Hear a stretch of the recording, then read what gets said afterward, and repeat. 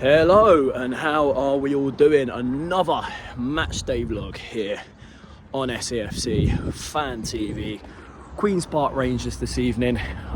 These London away games are just coming left, right and centre at this moment in time. But honestly, luck always seems to be on our side whenever we go to Loftus Road, particularly for a midweek game. Look at obviously the League Cup encounter last season, winning on penalties. Other classic encounters, winning 2-1 under Keane there in 2006, just before Christmas. And obviously you can forget 2011 Wes Brown, a late header. But back onto tonight's game, up against the QPR team, who have not won at home in the league since October, and going into the turn of the year, Neil Critchley's side are on a really bad run of form at this moment in time, and nothing seems to be going right for them. But over to you, Sunderland AFC. It's important that we take advantage of that. And tonight, who knows? I think Tony Mowbray might chop and change the team a little bit.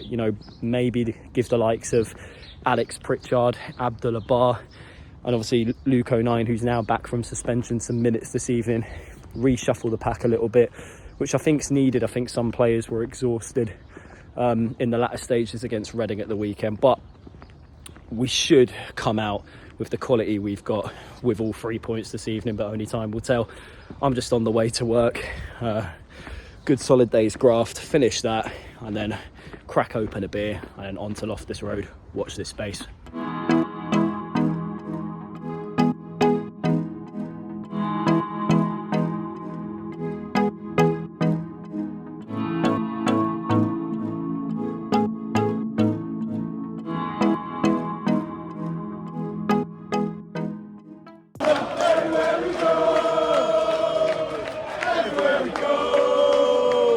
Mr. Bamba. YouTube crossover. 10 minutes gone. Not much to cheer about so far here at Loftus Road. QPR pumping a lot of balls into the box.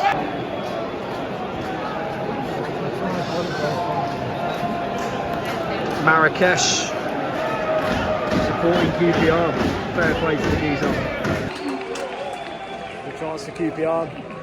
Good work on the left-hand side. Chris Martin, free transfer, ex-Derby County man. Good link-up play. Shot outside the box, just wide of the post. Patterson, I think, had it covered, to be honest. But a little bit weak in the midfield battle so far. Need to do better when we get the ball in those areas, particularly the wide areas. Another chance goes begging. Great link-up play from Trey Hume and Roberts, right-hand side. Forced the corner out of it. Pritchard's going across the tape. Half time here at Loftus Road. QPR 0, Sunderland 1. Luke O'Nien was tapping after a scramble in the box midway through the first half. Bit of a nothing half so far, to be honest, but I would say Sunderland have bossed the majority of it. Started a bit poorly, I think, in terms of letting QPR in behind us, but Patterson, very rarely much to do at this moment in time. Half an hour to go. QPR 0, Sunderland 1. O'Nien with the goal. Oh! It's Sunderland's gonna win the league! Tiano! Running down the wing. Here is Sunderland. I don't believe it, man. 64 minutes gone. Penalty QPR. Looks like a handball. It's hard to tell being at a lower tier at the far end. Big chance. Geldhart's just hit the bar for a Roberts cross. In the meantime, Diallo puts Roberts in. Go on, Roberts, absolutely skinning. Into Diallo, left-hand side. Into Paddy Roberts again. Away the lads, away! Away the lads, away! Away! Come on! Well done. Another attack looming here. Feel it. Starting from the back, Ballard. 09.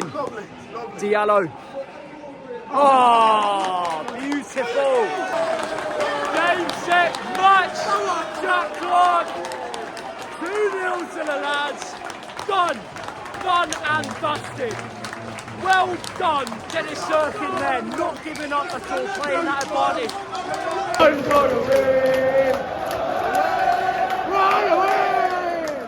There's only one place this club's going tonight. Easy peasy, lads.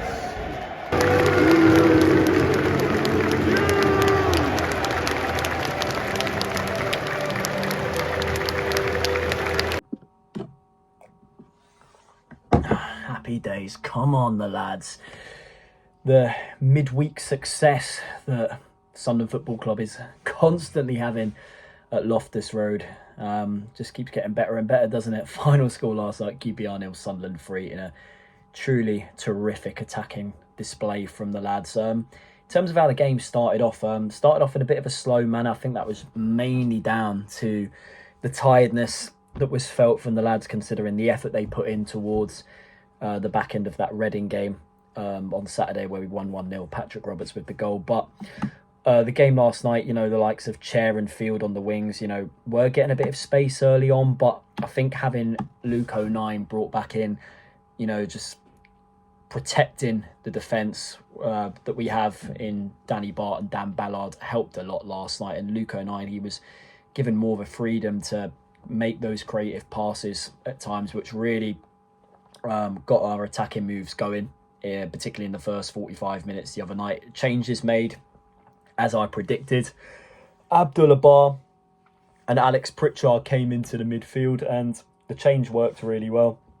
The likes of Dan Neil really needed a rest last night. Dan Neil's been putting in terrific displays recently, and we can't afford to do the same mistake we did last season, where he was because it come this stage of the season, he was burnt out completely. Obviously, I remember that game away at Bolton Wanderers 6-0, where, completely done and dusted from that stage onwards. And he more or less was just making substitute appearances until the end of last season, come from the start of January. But back onto the game, Joe Gelhardt leading the line at times, with Jack Clark playing off him, and it was absolutely fantastic. A brilliant display from the pair of them, linking up well. Gelhardt was unlucky not to score himself in the first 45, couldn't get his shot in at the near post, instead it hit the side netting.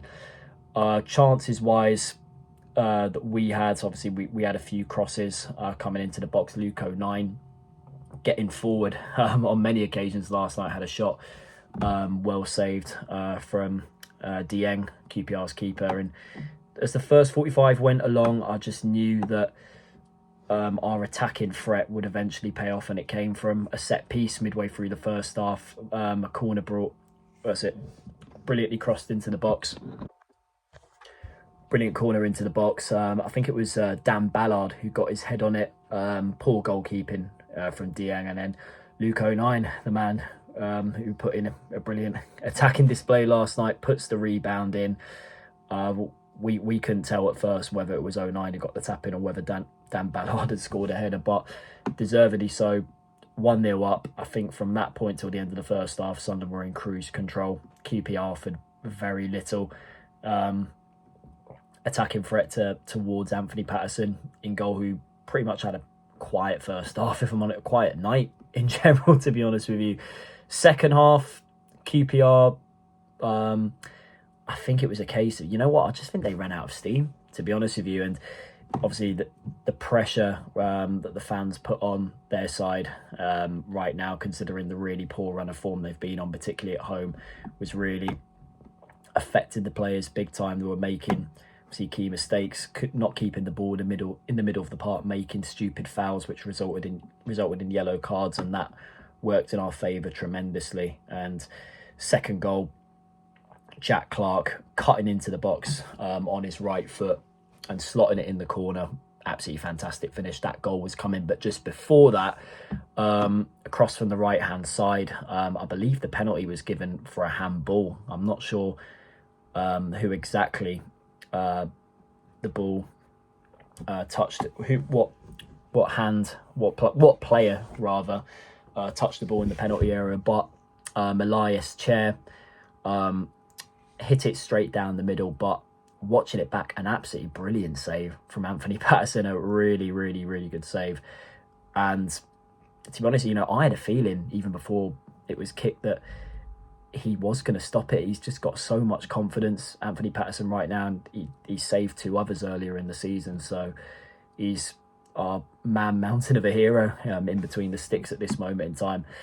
And I think it was just our energy levels completely picked QPR off. Obviously, we brought Diallo on, who was like Dan Neil, was rested tonight. Pierre Ekwa came on in the second half, and also Dennis Sirkin as well, after returning from a really bad head injury he picked up against Millwall. And we were just keeping the ball so well, to be honest. QPR, it felt like they were just chasing shadows at times, couldn't get anywhere near us, and obviously it paid off. Caught them on the break, a cross from Roberts on the right hand side, and another well taken finish from Jack Clark. And his performance last night, to be honest, I don't even think Jack Clark needed to get out of second gear to play well. He was that good yesterday evening, one of his best performances in a Sunderland shirt. I think right now, at times he can make wrong decisions, but I think it's purely because, this is his first season ever in his career. He's playing week in, week out and consistently. And, we may need to manage him in the right way going into the last stretch of the season, considering he's not done that before. But with the experience Tony Mowbray's got, I have the absolute faith that he'll be able to do that. And he's putting his trust in the man. And to be honest, even playing him as a central striking role like he did earlier on in the season when Sims and Stewart were both out, worked a treat. Key examples, obviously the goal he scored down at Swansea, well taken finish, and a bit like, obviously he took that in the manner of the goals like he scored yesterday evening as well. Jack Clark, just a man on fire at the minute, and I have every confidence he'll be able to do that against Bristol City at the weekend. But another tremendous night at Loftus Road. I hope you've enjoyed today's matchday vlog. Don't forget to like, share and subscribe to SAFC Fan TV. And as I always say on the live streams, keep the faith.